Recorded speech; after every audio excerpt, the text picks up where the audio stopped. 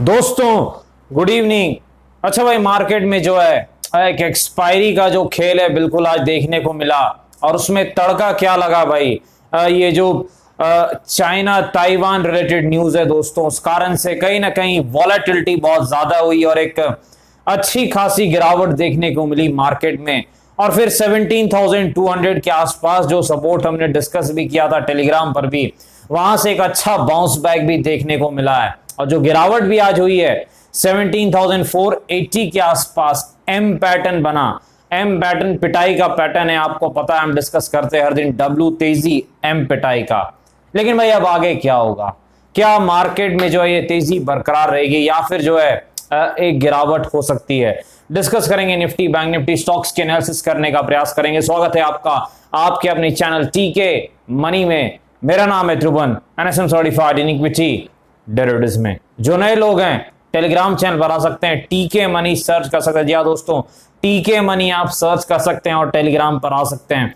टीके मनी आपको सर्च करना है। चलिए चर्चा की शुरुआत करते हैं। सबसे पहले सबसे इंपॉर्टेंट मार्केट यानी निफ्टी। देखिए डाउ जोन्स से मार्केट कल रिकवर कर गया भाई। जैसी उम्मीद थी वैसा ही हुआ, क्योंकि डाउ फ्यूचर्स भी ऊपर के तरफ थे और डाउ जोन्स ने रिकवरी दिखाई लगभग 400 प्लस पॉइंट की। और इस कारण से उम्मीद थी कि भाई मार्केट ऊपर के तरफ खुलना चाहिए और बिल्कुल वैसा ही हुआ। ऊपर के तरफ शुरुआत हुई मार्केट में। अच्छा, ऊपर के तरफ शुरुआत होने के बाद क्या हुआ, 17,486 के आसपास लगभग जो है 17,486 के आसपास एम पैटर्न बना और फिर एक जबरदस्त 300 पॉइंट की गिरावट देखने को मिली भाई। गजब की गिरावट में जो है कहीं ना कहीं जो है यहां पर जो है असर दिया, जो न्यूज आई उसने और गिरावट को जो है बढ़ा दिया नीचे की तरफ जो है। लेकिन फिर उसके बाद 17,200 के आसपास के सपोर्ट से एक बाउंस बैक भी आया, एक बहुत ही अच्छा बाउंस बैक आया। लेकिन अब आगे क्या, देखिए विक्स 19.26 के आसपास है, ये चीज हमें ध्यान देनी है।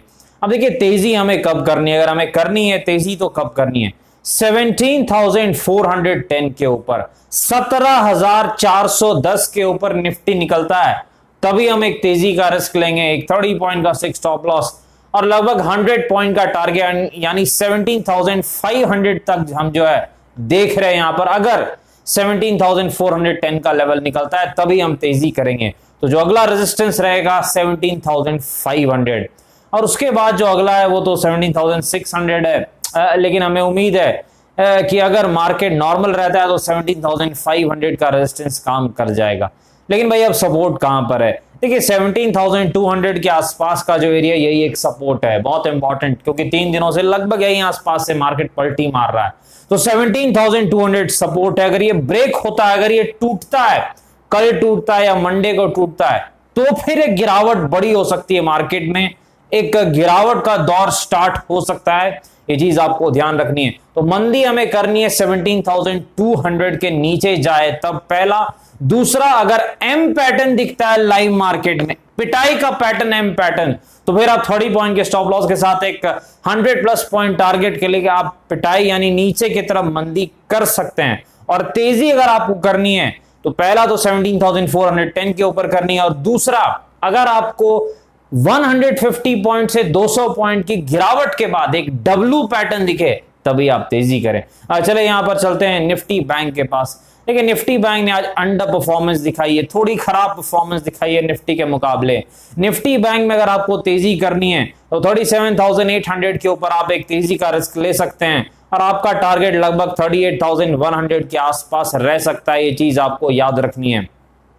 निफ्टी बैंक में सपोर्ट कहां पर है, देखिए जो निफ्टी बैंक में सपोर्ट है लगभग 37,200 के आसपास है। ये चीज आपको याद रखनी है।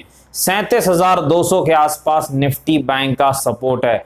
तो इंपॉर्टेंट लेवल है 37,200 के आसपास निफ्टी बैंक का इंपॉर्टेंट सपोर्ट है। अगर वो ब्रेक होता है तो फिर निफ्टी बैंक में जो है गिरावट की संभावना बढ़ सकती है। ये चीज आपको याद रखनी है।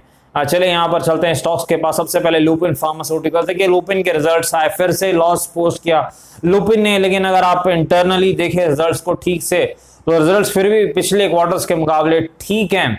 कहीं ना कहीं जो है और एक अच्छी तेजी देखने को मिली है। लुपिन में 600 के आसपास सपोर्ट है, अगला रेजिस्टेंस लुपिन का 720 के आसपास है, ये चीज आपको याद रखनी है। पीएनबी के पास चलते देखिए, पीएनबी में 35 के आसपास रेजिस्टेंस है और जो सपोर्ट है पीएनबी का लगभग 30 के आसपास है, ये चीज आपको ध्यान रखनी है। चलिए टाटा कंज्यूमर के पास चलते थे कि फंडामेंटली स्ट्रॉन्ग स्टॉक है लेकिन अब फिर से प्रॉफिट बुकिंग हो रही है। 830 के आसपास रेजिस्टेंस है और जो पहला सपोर्ट है 760 के आसपास है, ये चीज आपको ध्यान रखनी है। बाटा इंडिया भाई 2000 के रेजिस्टेंस से गिरावट दिखा रहा है, फंडामेंटली तो स्ट्रॉन्ग स्टॉक है। बाटा भी 1800 के आसपास बाटा का अगला सपोर्ट है। डिस्क्लेमर आपको पता है, वीडियो एजुकेशन और इन्फॉर्मेशनल पर्पस के लिए कृपया अपने फाइनेंशियल एडवाइजर से बातचीत करके फैसले बाजार में काफी जोखिम है, थोड़ा ध्यान से काम करें। धन्यवाद।